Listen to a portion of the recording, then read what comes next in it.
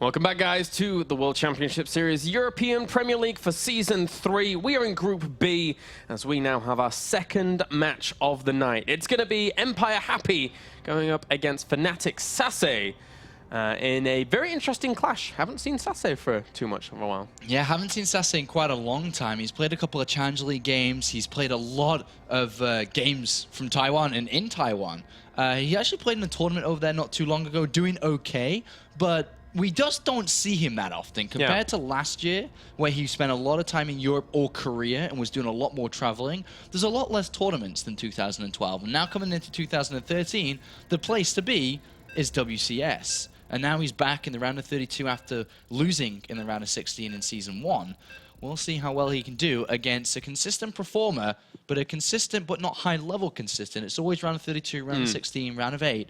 But it's in the likes of Happy, who almost represented Europe in Season 1. Very close to doing that. Oh, yeah. Very close indeed. I think he was a little bit mortified with the position that he found himself.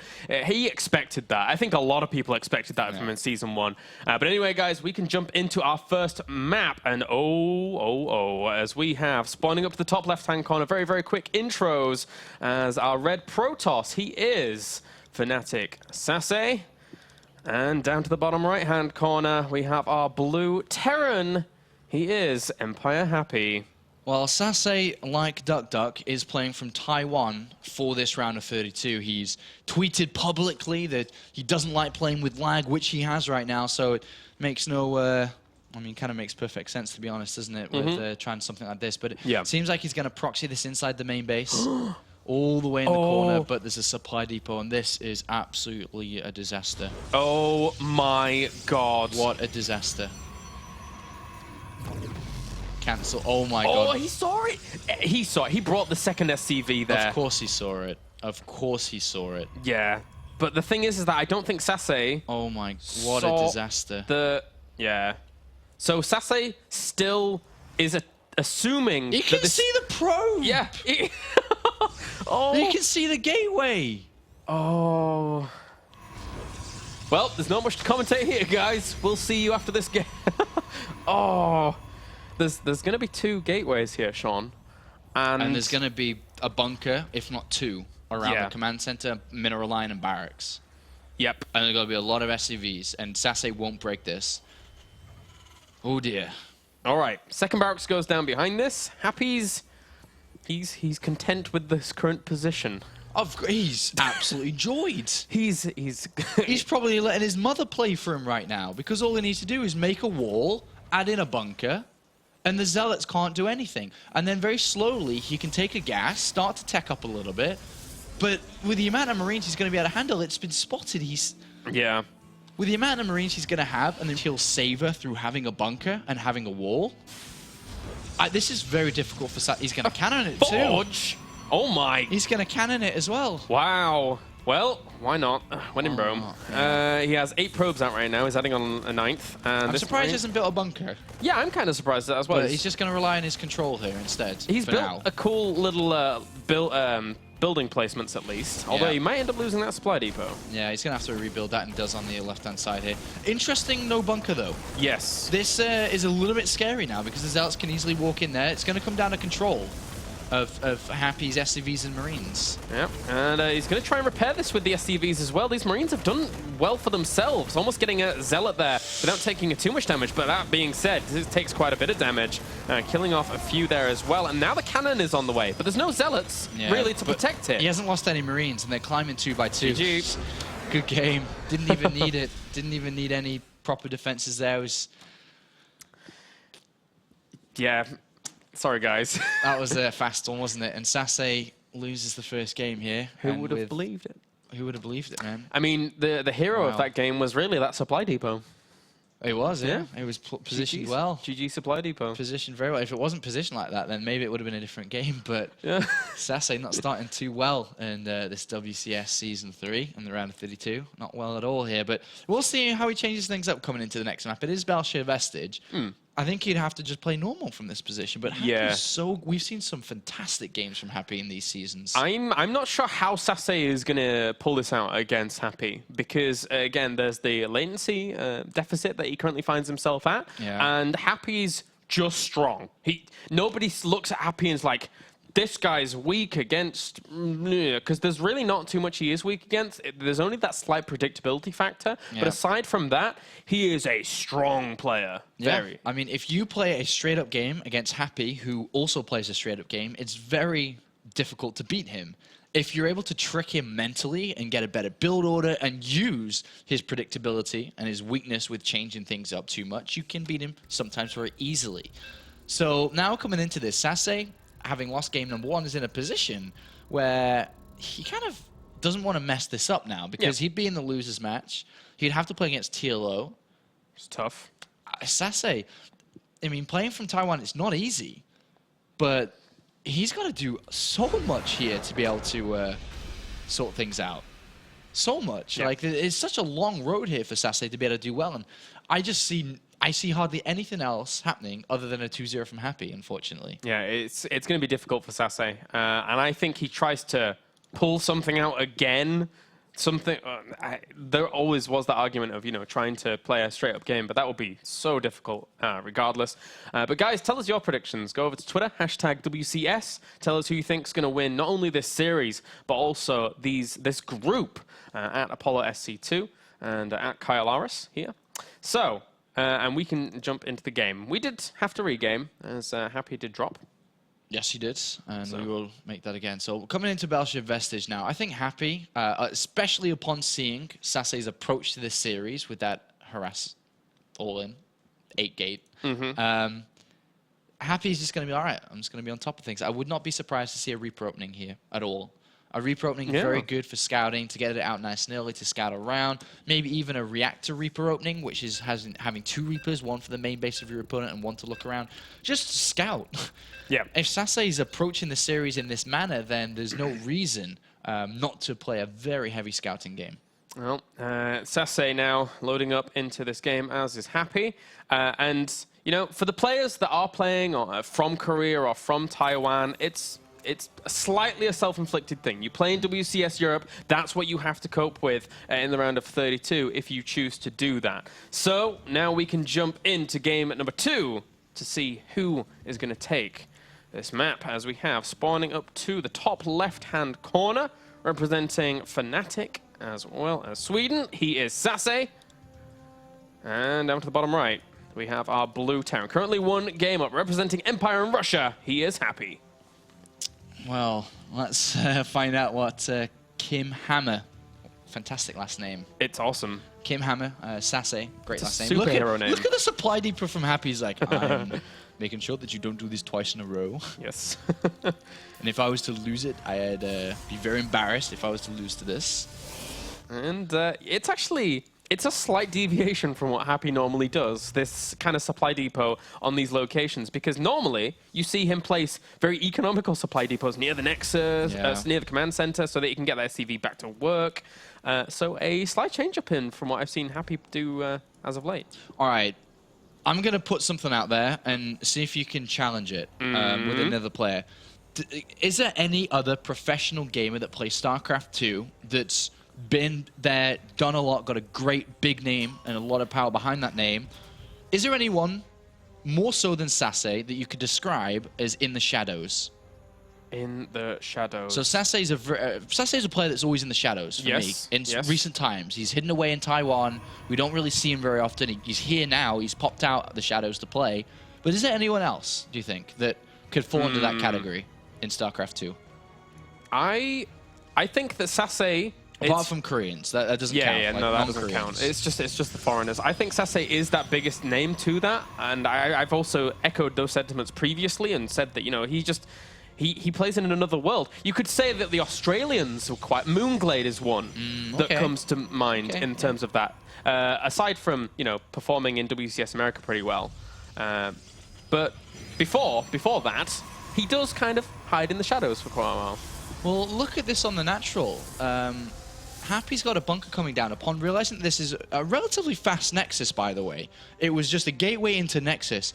Kind of expecting Happy to play along the lines of one barracks command center, because that's how Happy plays every single game against Protoss. That's his predictability. That's how he plays. So SaSe was like, all right, well, if he's going to play like that, I can get a faster Nexus down. And Happy says, well, if you do that, let me put a bunker behind the mineral line that you haven't seen yet, and then I'm going to put a Marine in it, and then good luck, have fun. Yeah, very much good luck, have fun. Happy is going to be very happy with this. I mean, SaSe is already at 16 probes in his main mineral line. He needs to be mining from this natural. But there's a Marine. There's going to be a second one in the way as well. And, well, the Zealot's on the way to try and deal with this. This is a nightmare. Yeah, it's just, nothing is going right here for SaSe in this series. And this Zealot has to, like, intercept this Marine, but no. He gets one swipe off, but that's about it. And the thing is, you don't really need to invest any more past this. A third Marine is on its way, but you don't need to send a fourth, because there will be a Stalker and a Mothership Crow on the way. And it's going to be difficult to get that in, but how are you going to clean up a bunker with 2 and maybe 3 Marines in it? Yeah. How are you going to clean that up? There's an SCV that can repair it too. Are you going to pull probes? You're going to lose your probes? Well, the third Marine shouldn't get in, so it's just 2, which is better than 3. But how is he meant to... He has to clean it up. This poor Marine, man. He's being chased by the whole small battalion that SaSe has accrued himself. And has to... He does get away, but behind this, SaSe's probe down to the bottom left-hand corner. What is he up to? Well, nothing, because he's got no warp gate research until just this second. He's chrono boosted into 2 Stalkers in the Mothership Core. So he spent a lot of money to build units to clean this bunker out. It's doing real damage on this Nexus now. It's a pain in the bomb to deal with.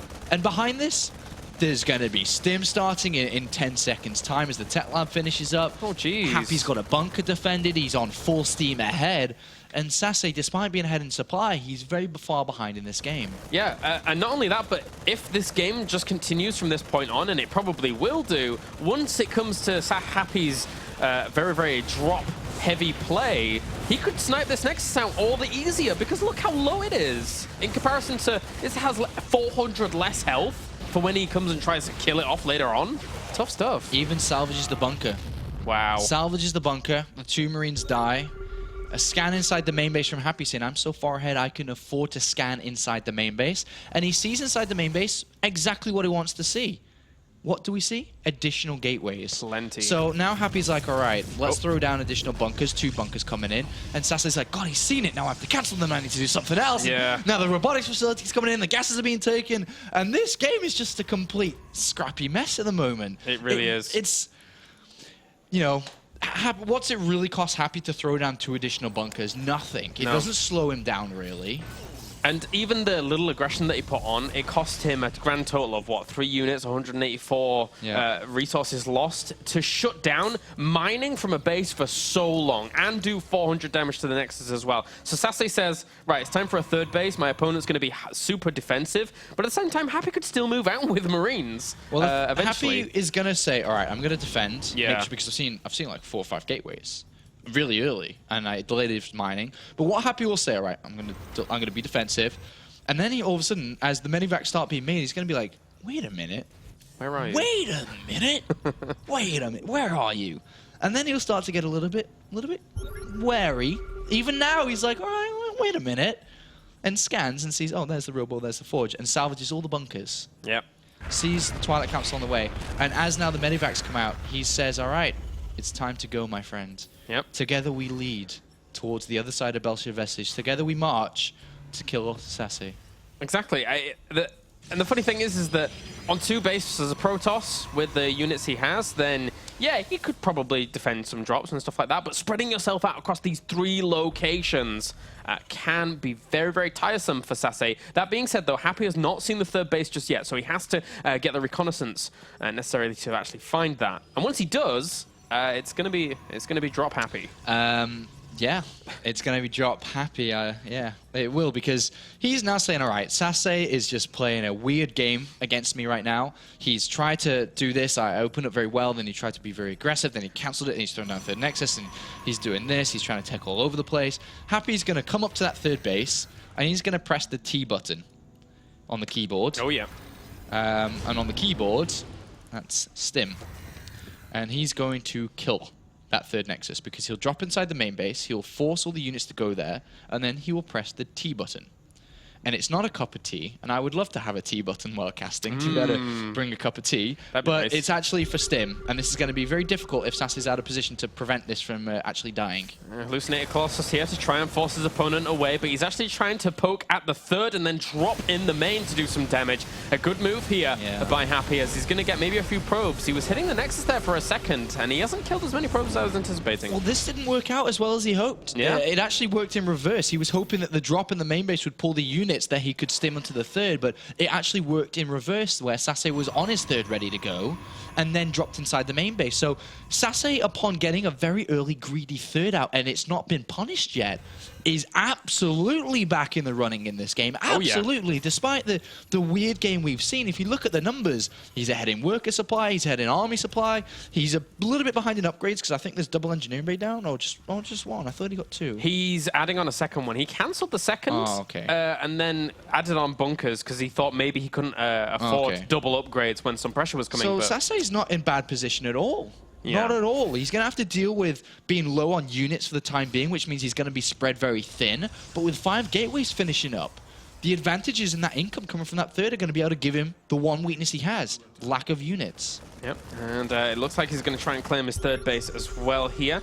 SaSe, for now, does he have 1 or 2 forges? He only has the...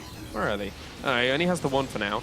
And he is going to drop over in his main base. So, trying to draw his opponent away. Photon overcharge did occur as well, but he's also hitting the third base. Happy's everywhere. Yeah, Happy's dropping all over the place, really exploiting the one thing that SaSe just doesn't quite have going for him, which is enough units. He's in the natural as well. Beautiful play. 3 places at once. Wow, Happy just absolutely ripping his opponent apart in terms of multitasking. How are you going to deal with this, my friend? He does get the feedback on that medevac, but at the same time, he's killed off a lot of workers, did push him away in the middle. SaSe lost quite a lot there. For sure he lost quite a lot, but he's not out of it yet because he's dealt with it. He's not being dropped anymore. He didn't die. And that medevac's going to have to evacuate as well. That's a lot of zealots. And SaSe, he's got a pile on the other side of the map. He's got a lot of gateways online now. He's up to 8 gateways in total. It's not the highest amount, but it's decent enough. And if he was to hit Happy's third... Well, I think that Happy's going to have to try and buy some time here. I think he knows his opponent's moving into an aggressive position, so of course he's going to try and draw him back, but I don't think it's going to work out because... Happy's zealots have +2 armor. There's an Archon in the mix too. There's 2 Archons in the mix. There are no ghosts, it's just a lot of units here. And there's Storm in the mix as well, Apollo. Oh, dearie me. This is... he has to be...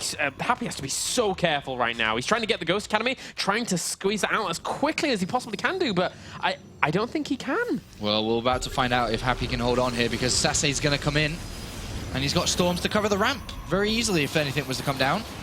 And he throws down 3 force fields here just to make sure he can try and do some damage to this orbital command, but he will be able to get away. He doesn't really have any stalkers to actually... Oh my gosh, he just loaded up so much. Oh my god. Okay. Wait, this is really smart because if he's expecting SaSe to go home, this is smart. But if SaSe just attacks, there's nothing. We get a crazy base trade. The 4 observers with this army? He like drops everything and tries to scan and kill off stuff. He kills off the mothership core. What a weird base trade is about to happen. Well, actually, he killed off the mothership core, so he can't recall. No, it's a weird base trade about to happen here. Okay, well, initiation. Storms on all of these SCVs. How many did he kill there? He killed off a lot. There's only 33 left, and that's a ton of zealots. But at the same time, this bio army going absolutely to town, killing off that weakened Nexus. A lot of bio doing damage over the third base as well. Wow. I actually don't know what's happening here. I don't know who's going to win at all. This is absolutely berserk. Yeah, it is. You're right. It's completely berserk. I don't know who wins either. The thing is it becomes a base trade because all the Nexus going down, and Happy's going to kill a lot of units. It comes down to the army strength between the both of them. Surely Happy ends up winning because all of these buildings can run away and there's no anti-air. Well, it's more of the fact that it could is it a win or is it a draw? Does he? If everything flies away. Yeah, he's gonna have to run away. He's gonna have to dance around SaSe's army forever. But I think that, SaSe is in a draw or lose situation, where Happy's in a draw or win situation. Yeah, exactly. So it's like a good position for Happy. SaSe's got pylons on the left-hand side, but they're being targeted down. Oh. If these pylons go, the game's over. He's not even protecting his last buildings. He doesn't have any probes either. Oh, he's not protecting it. Those pylons the were game's key. over. Yeah. The game's over. Oh. I thought he'd go back to protect those pylons and sit on them or something, but he's lost them. Game's over. by He can't defend 5. his bases, his structures. Yeah, these are the last structures that remain, I believe. Yeah, that's it. That is it. And there you go. GG, guys. Empire Happy takes it 2-0. Wow. SaSe in that game, he looked in a good position. Yeah, he looked really... A weird base trade situation got set up there. With Happy sending everything up there, decided to go for this base trade, and it worked. Yeah. I think, though, if Happy... I mean, if SaSe had camped maybe a pylon or something, or just sat around it, then would Happy attack into all those Zealots and Storm? It was always going to be difficult. It was always a bad position for SaSe, and there's no question about it, because Happy's buildings are in the air, and there's no way SaSe can ever get to them. But, wow. Welcome to Group B. This is what happens at WCS Europe, man. And furious day we've got. We get the weirdest of weirdest groups and results and everything, but not so much results right now, at least. But we'll see as the day goes on. Well, now it means Happy goes up against Duck in our winners match. Oh, jeez. So I don't know what to expect here. Happy's played against one player that's playing from Asia. Now he plays against another one playing from Asia. But Duck didn't look that week against TLO. He actually looked rather good. Yeah. So I'm not too sure what to expect from the European champion. We shall see. Okay, guys, we're going to go to a commercial break. And then when we're back, we shall find out who moves on to the round of 16. Will it be Duck or will it be Happy?